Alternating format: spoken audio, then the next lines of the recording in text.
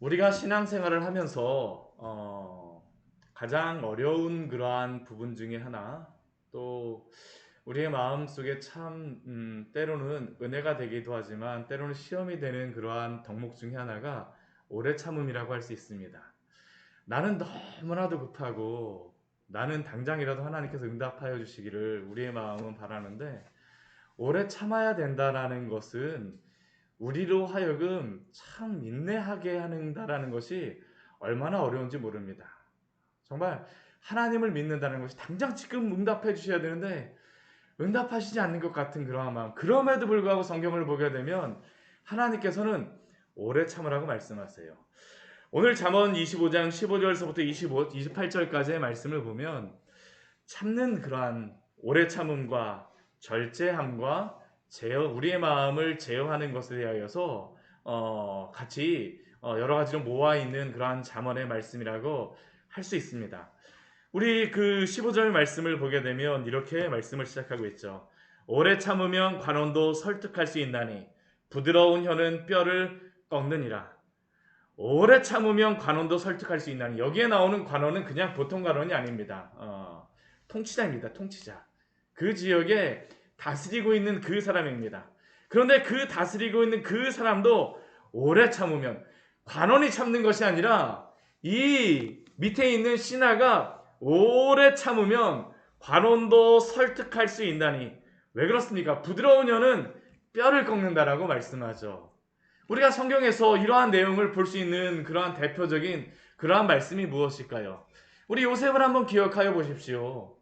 요셉이 종으로 팔려와서, 근데 종으로 보디발의 집에 그 종으로 팔려갔지만, 그러나 그 속에서 어떤 일이 있습니까? 그 오해를 받아갖고 오히려 감옥에 들어가게 되죠. 얼마나 억울할까요? 그 감옥에서는 또 어떤 일이 벌어지게 됩니까? 그 술 만드는 그러한 관원장의 그러한 그 꿈을 제대로 해명해 줬음에도 불구하고 이제나 저제나 기다리고 기다리고, 나는 당장 억울해서 이 순간을 모면하고 싶은데 답변이 없습니다. 그러나 오래 참았던 요셉을 하나님이 어떻게 하십니까? 애굽의 총리로 임명하시죠. 그 관원들뿐만 아니라 애굽의 바로까지도 그 요셉을 통하여서 설득하게 하는 그러한 입술로 사용하시지 않습니까? 어디 그뿐입니까? 다니엘을 생각해 보십시오. 사자굴에 갇힌 다니엘. 우리가 어렸을 때 얼마나 많이 주일학교에서 들었던 그러한 말씀입니까? 근데 사자굴에 갇혔던 그러한 이유가 무엇입니까? 그 모함을 받는 것이죠. 하나님 앞에 기도하는 것을 가지고 그 왕을 섬기는 것과 관련해 갖고 사자굴에 가둡니다. 그 사자굴에 가둘 때 그 왕조차도 이것을 원하지 않습니다. 얼마나 억울할까요? 그런데 이것을 명령하였던 왕이 무엇이라고 말할까? 우리 다니엘서 우리 말씀 같이 한번 보도록 할까요? 우리 다니엘서 6장 16절의 말씀입니다. 다니엘 6장 16절의 말씀입니다.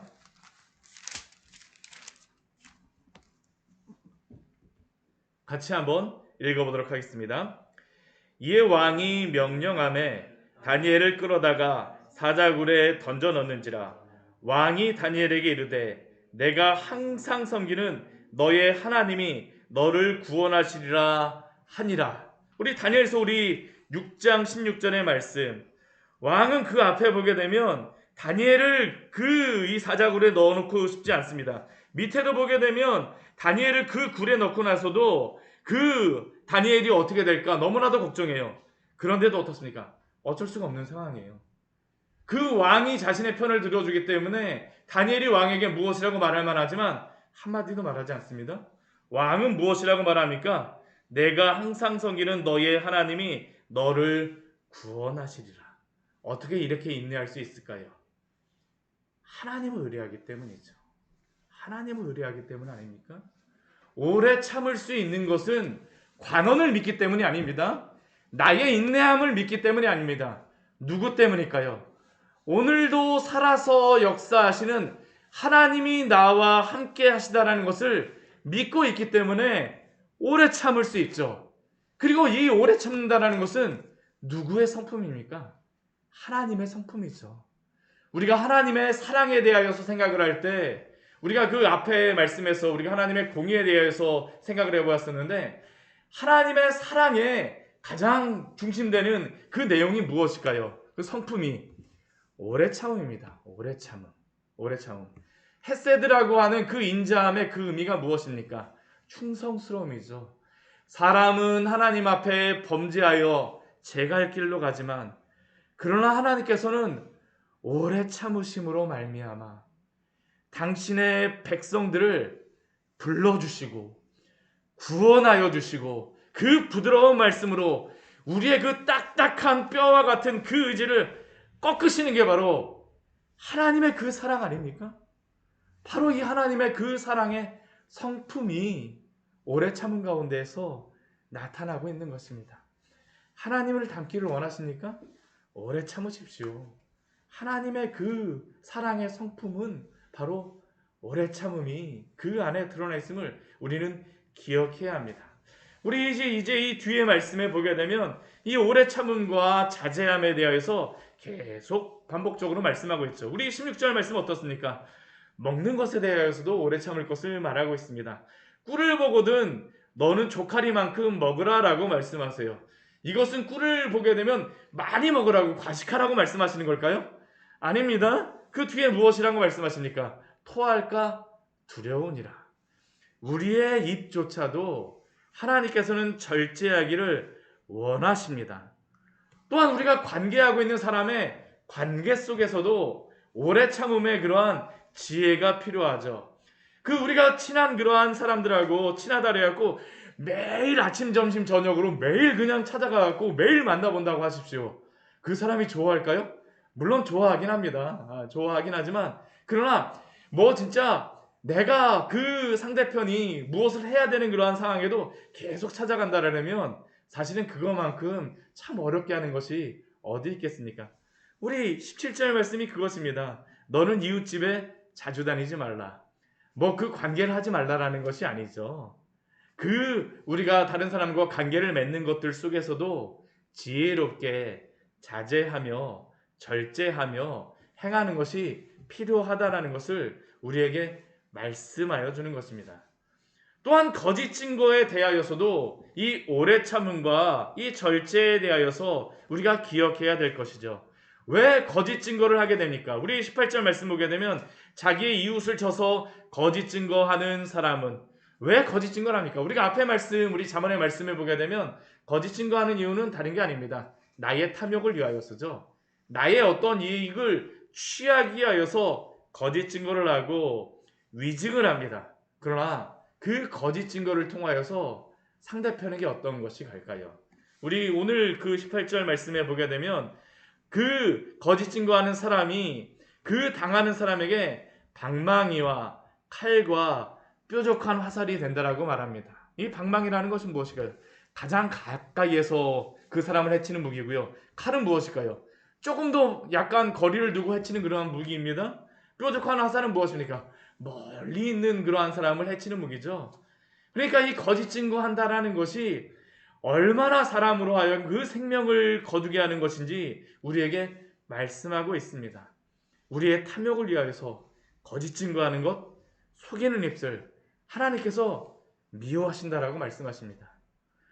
또한 반면에 이러한 그 어려운 점을 당하는 그러한 사람은 어떻습니까? 참을 수가 없죠. 이러한 상황 속에서 어떻게든 벗어나려고 합니다. 우리 그러한 사람에게 주시는 말씀이 바로 19절의 말씀이죠. 우리 19절 말씀 같이 한번 읽어보도록 하겠습니다. 환난 날에 진실하지 못한 자를 의뢰하는 것은 부러진 이와 위골된 밭과 발 같으니라. 환난 날에 진실하지 못한 자를 의뢰하는 것은, 환난 날이라 그러면 누구를 찾아야 됩니까? 믿을 수 있는 사람을 찾아야 되죠. 신뢰할 수 있는 사람을 찾아야 됩니다.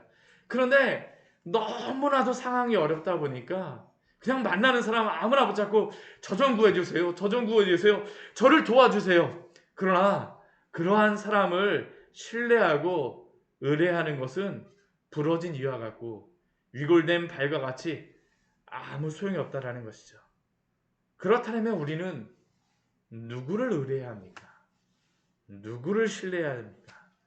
우리 시편 50편 15절 말씀은 우리에게 이렇게 말씀합니다. 우리 같이 한번 말씀 한번 찾아볼까요? 우리 시편, 우리 50편 15절의 말씀입니다. 우리 오늘 잠언 25장 19절과 참 잘 어울리는 그런 말씀이죠.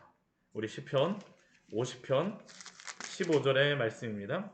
같이 읽겠습니다. 제가 가진 성경은 구약성경 838페이지입니다. 같이 읽겠습니다. 환난 날에 나를 부르라. 내가 너를 건지리니 내가 나를 영화롭게 하리라. 우리가 환난 날에 진실하지 못한 자를 의뢰하는 것이 아니라 환난 날에는 하나님을 부르시길 축원합니다. 우리의 의뢰는 하나님이시죠. 우리가 환난 날에 하나님을 부르고 하나님을 의뢰할 때에 하나님이 우리를 건지십니다. 그리고 우리를 건지신 하나님께서 그 뜻하신 것이 무엇일까요? 우리를 통하여서 영광을 받길 원하세요. 내가 나를 영화롭게 하리로다. 환난 날에 부른 성도들의 기도를 통하여서 부르짖음을 통하여서 들으시고 구원하시고 하나님의 영광을 나타내시고자 하는 것이 바로 하나님의 뜻이죠. 또한 우리는 우리의 기분이 좋다라고 해서 마음대로 우리의 기분을 또 마음대로 해도 안 됩니다. 우리 20절 말씀에 보게 되면 마음이 상한 자에게 노래하는 것은, 이 마음이 상한 자 앞에서 노래하는 그러한 이유 중에 내가 기분이 좋기 때문에 노래하는 경우가 얼마나 많습니까? 다른 사람 상황 별로 생각하지 않고 어려움에 빠진 사람을 별로 생각하지 않고 그냥 내가 기분이 좋으니까 그 앞에서 노래 부르는 것입니다. 그러나 그것은 그 사람에게 어떨 건가요? 추운 날에 옷을 벗고 있는 사람에게 그 사람과 같고, 또한 소다 위에 식초를 부은 것 같이 막 소다 위에다 식초를 부으면 부글부글 하는 것처럼 이렇게 만들어버린다는 것 아닙니까? 우리가 그 사람의 입장에서 대해줘야 되고 공감해줘야 되죠. 우리 로마서 12장 15절 말씀에 보게 되면 즐거워하는 자들과 함께 즐거워하고 우는 자들과 함께 울라라고 말씀하십니다. 우리의 감정에 따라서 다른 사람을 맞추려고 하는 것이 아니라 무엇이라고 말씀하세요? 상대방이 슬프면 함께 슬퍼하고 상대방이 즐거워하면 함께 즐거워하는 것이 바로 지혜임을 우리에게 말씀하시죠. 우리의 감정을 절제해야 됩니다. 이 오래 참음이라는 것이 우리의 이러한 감정 속에서도 드러나지 않으면 하나님의 그 성품이, 하나님의 영광이 드러나지 않죠. 심지어는 그 오래 참음이 어디까지 드러나야 됩니까? 원수 사랑에까지 나타나야 됩니다. 우리 21절과 22절 말씀은 우리 로마서 말씀에서도 나와 있는 그러한 말씀이죠. 원수가 배고파 하거든 음식을 먹이고 목말라 하거든 물을 마시게 하라. 어떻게 원수가 배고파 하면 음식을 먹이고 어떻게 목말라 하면 물을 마시게 하겠습니까? 하나님을 바라보기 때문입니다. 하나님을 바라보기 때문이에요. 나는 하나님을 바라봄으로 원수에게 음식을 먹이고 물을 마시게 하지만 하나님께서 어떻게 하세요? 하나님이 갚아주신다라고 말씀하시죠. 오히려 이게 참 아이러니한 것이 이 원수에게 잘 대해주게 되면 어떤 일이 벌어질까요? 그 원수, 이것을 당하고 있는 그 사람이 그 뜻밖의 그러한 어떤 호의를 받는 것 아닙니까? 그러면 그것을 받으면서 마음이 안절부절합니다. 왜 그러지? 왜 그러지? 왜 그러지? 이게 바로 그것이죠. 그리하는 것은 핀 숯을 그의 머리에 놓는 것과 일반이요. 그러나 하나님께서 오래 참음으로 원수에게조차 하나님의 그 오래 참는 그러한 사랑을 나타내는 자에게 하나님이 오늘도 그 원수 갚음조차도 하나님이 갚아주시고 또한 우리의 마음을 하나님이 채우신 줄 믿으시기 바랍니다. 하나님의 영광이 이러한 것을 통하여서 드러나는 것입니다. 우리의 분노도 그렇죠. 우리 23절, 24절 말씀해 보게 되면 참소하는 혀, 다른 사람에 대하여서 뒤에서 이렇게 이야기하는 것, 또 다투는 여인, 내 감정에 따라서 다투는 여인만 있는 게 아닙니다. 다투는 남자도 있습니다. 다투는 남자와 함께 큰 집에 사는 것보다 운막에 혼자 사는 것이 나으니라. 우리의 감정을 함부로 하게 되면 안 된다라는 것이죠. 대신 우리는 어떠한 그러한 입술을 가져야 될까요? 우리 25절 말씀, 우리 25장 25절 말씀 같이 한번 읽어보도록 하겠습니다. 먼 땅에서 오는 좋은 기별은 목마른 사람에게 냉수와 같으니라. 오래 참는 그 입술로서 먼 땅에서 오는 좋은 기별과 같이 냉수와 같은 그러한 시원한 입술로 오늘도 사용되시기를 축원합니다. 이게 우리 입술이 이래야 되겠죠. 그리고 또한 우리는 어떠한 사람이어야 됩니까? 이 좋은 기별을 기다리는 사람이 되어야 되겠죠. 하나님이 말씀하실 때까지 기다리는 것. 하나님이 우리의 마음을 시원하게 해주세요. 사람이 우리의 마음을 시원하게 해줄 것 같지만 하나님이 우리의 마음을 시원하게 해주지 않으면요, 아무리 내가 무엇인가를 이룬 것 같아도, 내가 그 사람에게 원수가 갚아준 것 같아도 시원하지 않습니다. 하나님이 주시는 그 좋은 기별, 하나님이 우리의 마음을 시원하게 하실 때까지 기다리시기 바랍니다. 이게 바로 하나님이 주시는 그 시원함이죠. 우리 반대에 우리 말씀이 26절 말씀에 나옵니다. 우리 먼 땅에서 오는 좋은 기별이 냉수와 같이 아주 시원한 물이 된다라고 하지만 우리 26절 말씀을 보면 또 무엇이라고 말씀하냐 하면요, 의인이 악인 앞에 굴복하는 것은 우물이 흐려짐과 같이 샘이 더러워짐 같다라고 말합니다. 이 말씀은 이스라엘의 그러한 그 상황, 그 우물을 한번 생각을 해봐야 됩니다. 이스라엘에는 우물이 두 가지 종류의 우물이 있습니다. 우리 같으면 우물을 무엇이라고 이야기합니까? 그 밑에서 물이 퐁퐁퐁퐁퐁 솟아나오는 게 우물이라고 생각을 하잖아요. 그렇죠? 근데 이스라엘의 우물은 그 샘이 솟아나는 우물뿐만 아니고요, 물을 모아놓은 것도 우물이라고 말을 합니다. 이 비가 없는 지역이다 보니까 광야 같은 데 가보게 되면 겨울 동안, 우기 동안 내려온 그러한 비를 모아두는 그러한 큰 우물 같은 것이 있습니다. 그 밑에는 물이 굉장히 많아요. 근데 그 물에 가갖고 거기서 막 장난치고 그 물을 만약 더럽힌다라고 해보십시오. 어떻게 될까요? 못 먹게 되는 겁니다. 이것은 모든 사람에게 다 미움을 받는 그러한 지름길이죠. 오늘 26절 말씀은 이렇게 말합니다. 의인이 악인 앞에 굴복하는 것은 좋은 기별을 하나님께서 주실 때까지 참아내는 사람이 악인 앞에 굴복하지 않게 되는 것입니다. 하나님을 참아 기다리십시오. 우리 누가복음 8장 15절 말씀해 보게 되면 좋은 땅이라고 하는 것을 아주 명확하게 정의하는 그러한 말씀이 있습니다. 우리는 좋은 땅 하게 되면 뭐 여러 가지 많은 의미들을 하지만 우리 누가복음 8장 15절 말씀, 이 좋은 땅을 무엇이라고 말씀하시냐면 좋은 땅에 있다는 것은 착하고 좋은 마음으로 말씀을 듣고 지키어 인내로 결실하는 자니라 라고 말씀하십니다. 결실하는 것이 그냥 나오잖아요. 의인으로서 우리가 살아간다라고 하는 것은, 악인 앞에 굴복하지 않는다라는 것은 인내하는 자에게 주시는 축복임을 기억하십시오. 우리 마지막으로 우리 28절 말씀 우리 같이 읽고 말씀을 마무리하도록 하겠습니다. 같이 한번 읽어보도록 하겠습니다. 자기의 마음을 제어하지 아니하는 자는 성읍이 무너지고 성벽이 없는 것과 같으니라. 오늘 아까 15절 말씀이 오래 참음으로 시작하였는데 마지막 우리 28절 말씀이 자기의 마음을 제어하는 것으로서 마무리하고 하고 있습니다. 오래 참으면 가론의 마음도 바꿀 수 있고, 또한 자기의 마음을 제어하는 자가 성을 지키는 것과 같다라고 말을 하죠. 만약 우리가 오늘 하루 여러 가지 일들 속에서 사단이 오늘도 아마 나가시게 되면요, 당장 걸림돌을 내놓을 수 있습니다. 왜냐하면 이 새벽에 우리가 기도하거나 하면 어떻습니까? 말씀대로 살아야 되겠구나. 오늘은 말씀 꼭 붙잡고 살아야지. 근데 사탄이 주는 건 무엇일까요? 당장 걸림돌 줍니다. 당장 넘어질 수 있는 그러한 것들을 주죠. 갑자기 자녀가 마음에 안 드는 그러한 이야기도 할 수 있고요. 갑자기 회사에서 출근하자마자 어떤 그 상사라든가 밑에 사람이 뭐라고 얘기할 수도 있고요. 그러나 28절 말씀 기억하십시오.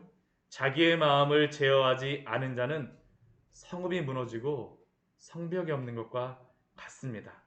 우리 잠언 16장 32절 앞에 말씀에서는 이것을 이렇게 말씀하죠.